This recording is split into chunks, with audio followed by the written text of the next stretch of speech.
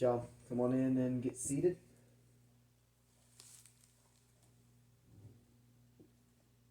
If you'd like to take a minute, get some paper, get your pencil sharpened, anything like that, you have time now to go ahead and do it. I'll give him a little bit of time. Alright, so today we are going to be looking at inequalities. So, here's your bell ringer real quick.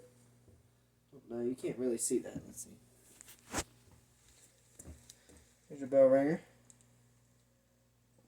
So we're going to ask, what is an inequality in everyday speech? So that's like saying, if you wanted to tell somebody what an inequality was, how would you describe it? And how would you represent that in math?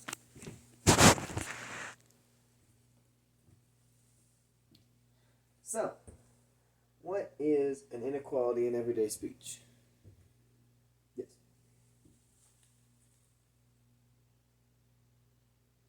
Yeah, it's absolutely right. So, an inequality in everyday speech is when something is not equal, right? So, if one thing is greater than the other thing, then they would be not equal. They would have inequality. That's right. And how would you represent that in math?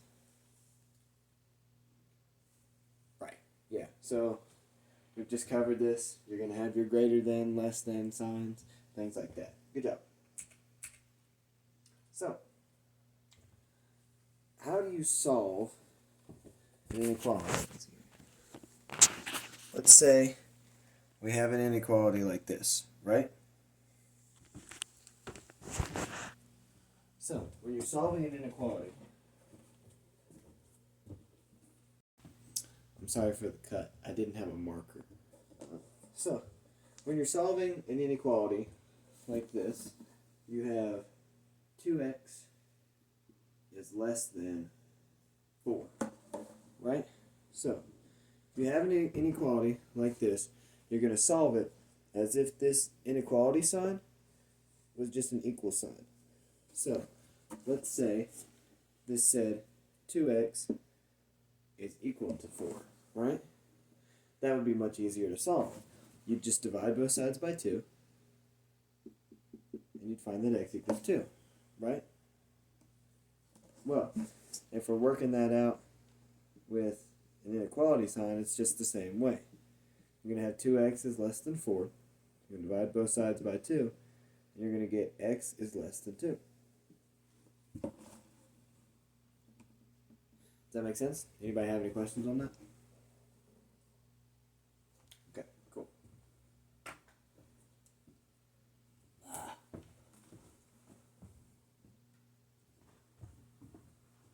Do a race with. Okay, so next problem here is going to be 4x plus 16 is greater than 512.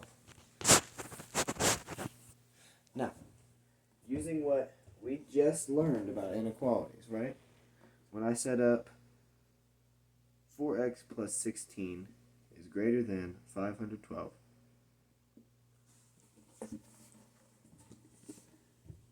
what are we going to solve this like?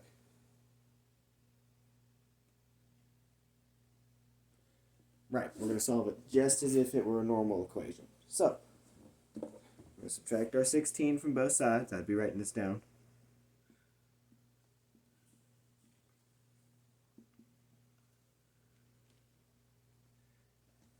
We get 4x is greater than 498. What's the next step? Right, we're going to divide by 4.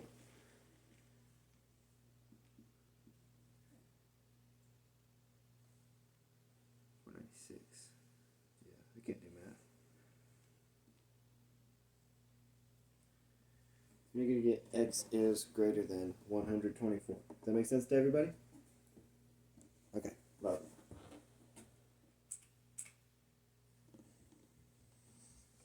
Alright, so problem number 3 is where it gets a little bit tricky.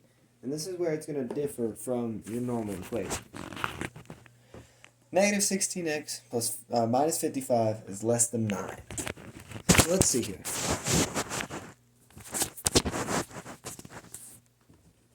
We have negative 16x minus 55, and that is less than 9, right? So we're solving it like an equation again. What's the first step? Right, we're going to add 55 to both sides.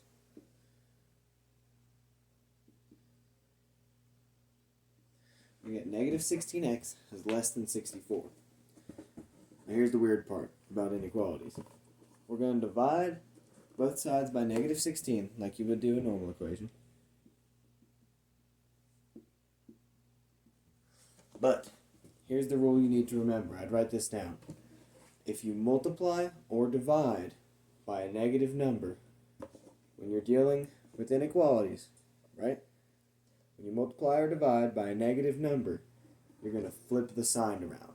And basically what that means is a greater than sign is going to become a less than sign. See how it flips?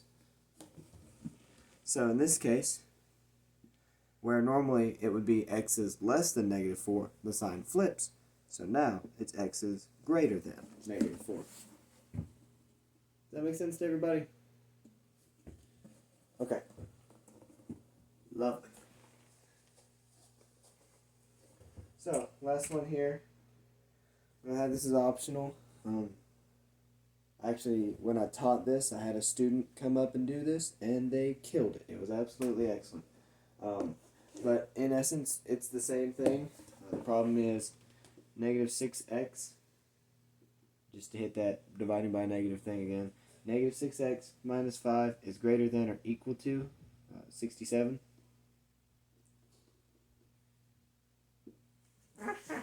So, I had them work this out, and then once they finished working it out, I let the students put their hand up to determine if they wanted to do it or not. I wasn't going to single some kid out. Once they finished it, I went through step by step. So it said, so I had this step. What did they do to get to this step? Just as a group question. And then I asked individually what did they do to get to this step and why did the sign change. Which I think went pretty well. Sorry to break the immersion there for a second. That's just what I did when I taught it. And the kids seemed to really interact with it well. Okay, so that's one way of solving them. Or, no, rather, that's not one way of solving them. Sorry. So, now you know how to solve it algebraically. Let's learn how to graph them. So, we're going to need everybody in row 1 over here. You've seen Mr. Curry's room. It's like 5 rows. It's 5 rows of kids. So I'd do it by row. I think that's good chunks. I'm going to have row 1 over here. Go over and get your graphing whiteboards. Get them. Boom, they come back. Row number 2, I'm going to have you go over. And repeat that process. Should be very quick. They're in 8th grade. They're almost high schoolers. It went pretty well when I was over there. We didn't have graphing whiteboards for everybody, but I did two people per graphing whiteboard. I had them sit next to each other, and that worked out pretty well. Thinking on the fly. Ooh. So, once you have your graphing whiteboard, we'll do a rough sketch here so you can see what we're working with.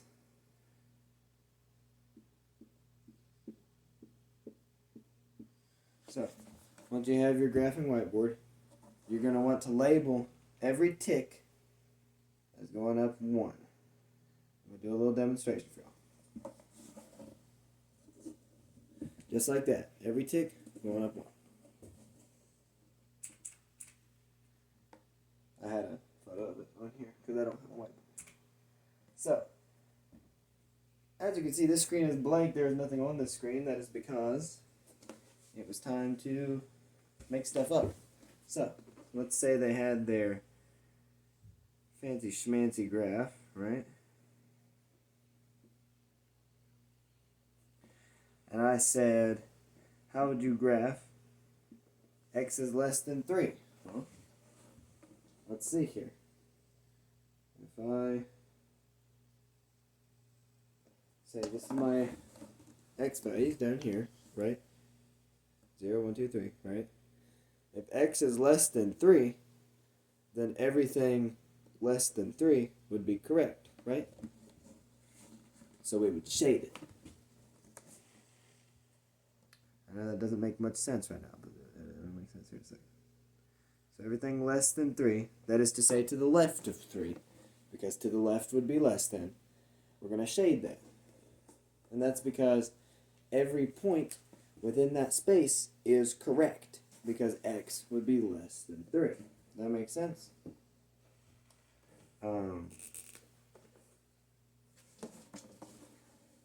Less than or equal to 3. Every point in that space would be less than or equal to 3. Now, where you get an odd distinction at is if I were to say, make a graph of the inequality x is greater than 2, right? So we can get to 2.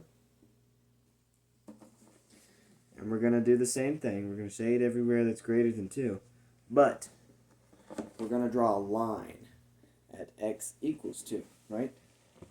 It's not just going to be a normal line, it's going to be a dotted line. Can anybody tell me why that would be a dotted line? And I had a kid, like, boom, first try, just knew it, which is awesome, I think.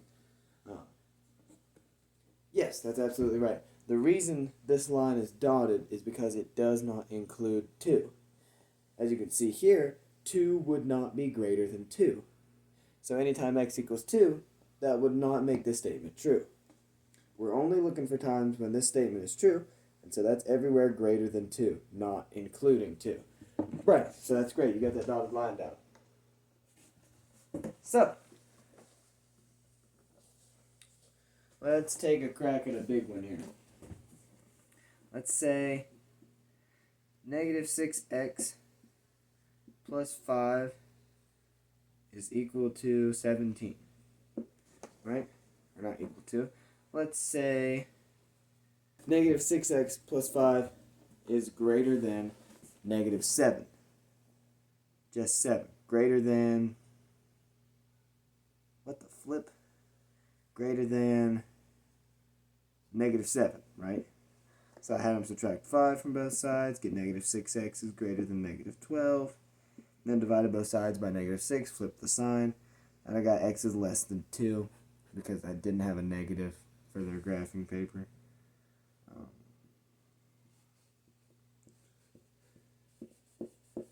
So we had them do less than 2. Lots of them made that dotted line, which is good, and the ones that didn't had that kind of like oh moment where they knew they had it right. So that's good. Had them all graph it individually, and then they held their whiteboards up at their chest like this. I remember you talking about doing the numbers on the chest. So they held their whiteboards up at their chest like this, and I'd say 80 to 90% of them had it down pat, and I was very happy with that. So that was good for me. They got to doing their lesson, and I maybe had one kid ask me a question. It was just checking something. I think they had a very good understanding of it. I took some data after the lesson, and the kids had an average understand. I have a paper that I printed out. I'll show you. The kids had an average understanding of 8.9 of the lesson, and the kids enjoyed the lesson at also 8.9. It was a 8.93 for enjoyment, 8.96 for understanding. So